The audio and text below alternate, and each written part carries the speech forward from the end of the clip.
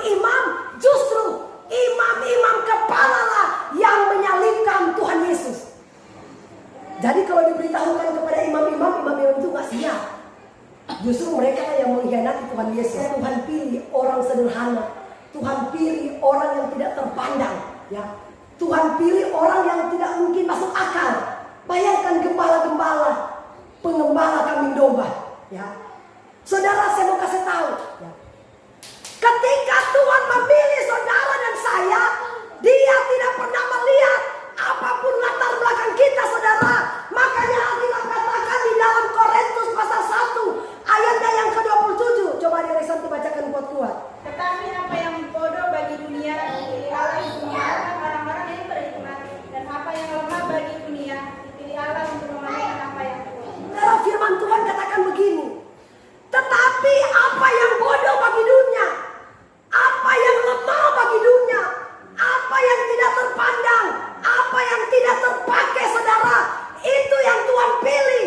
Tuhan tidak pernah berkata begini, apa yang pintar bagi dunia, apa yang kaya bagi dunia, apa yang punya pejabat yang tinggi, itu yang Tuhan pilih. Tidak, tapi Tuhan katakan apa yang bodoh, apa yang tidak berarti, apa yang tidak terpandang, apa yang miskin bagi dunia, Dia yang Tuhan pilih.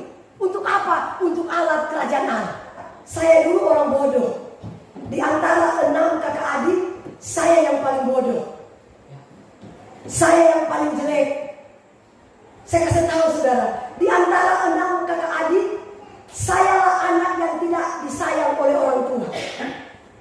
Karena apa orang tua saya bilang, bukan saya menjelek-jelekan, ini kesaksian aja ya.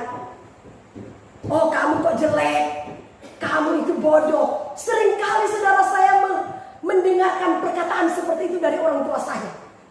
Kalau orang tua saya mungkin mau berangkat ke kota, sayalah anak yang ditinggal.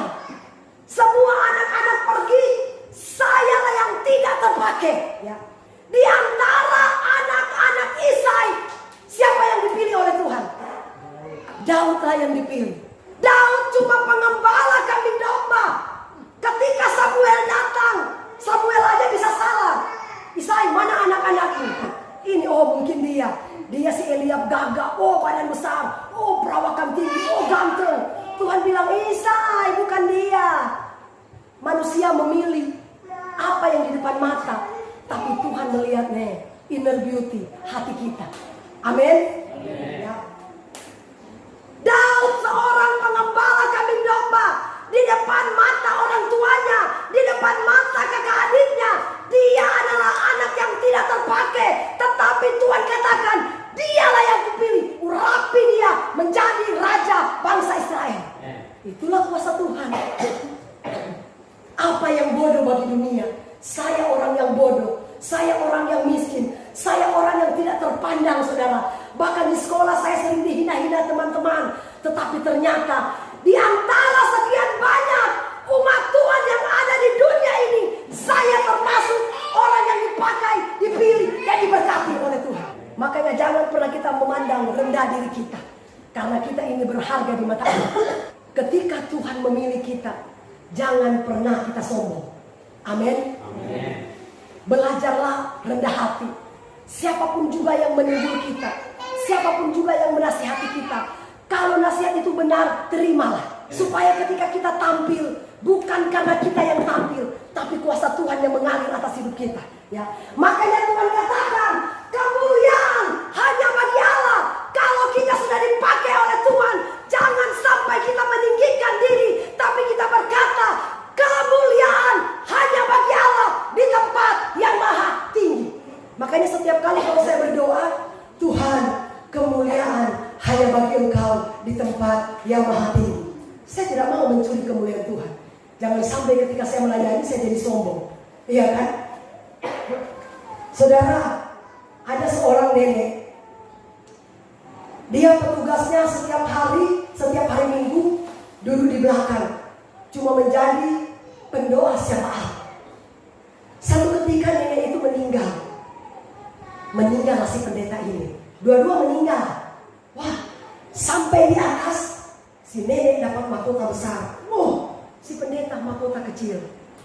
Pendeta protes. Tuhan,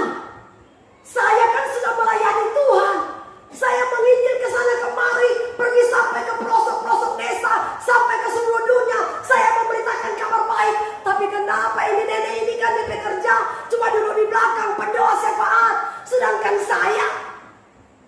Mengikis sana sini, kenapa mahkota saya kecil? Tuhan bilang, dengar. Kalau bukan karena doa nenek itu, kamu tidak dipakai oleh Tuhan.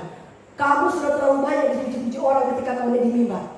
Ya kan? Oh, khotbahnya luar biasa. Oh, khotbahnya bagus. Wah, tapi nenek itu tidak pernah dipuji. Tapi gara-gara nenek ini pelayanan maju dan berkembang. Cuma jadi pendoa syafaat. Saya alami. Ada begitu banyak proses yang Tuhan izinkan dalam hidup saya. Satu ketika saya melayani di salah satu gereja besar, namanya City Blessing. Selama bertahun-tahun saya melayani di situ, saya cuma dijadikan seorang pemimpin pujian. Satu ketika Tuhan memproses diri saya. Saya sudah di mimbar, saya sudah mulai menaikkan pujian kepada Tuhan.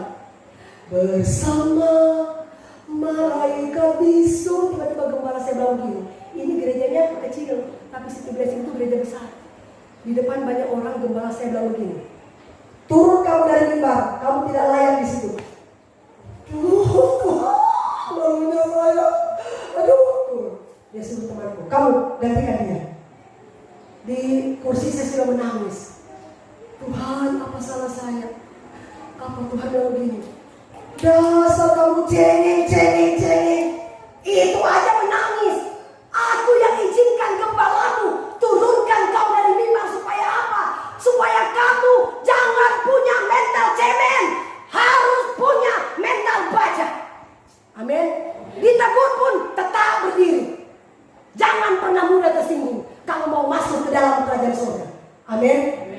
Lebih baik Tuhan tegur kita melalui firman yang keras daripada Tuhan tegur kita melalui tumor dan kanker. Pak Rito mana pilih? Tuhan tegur lewat firman atau lewat tumor dan kanker?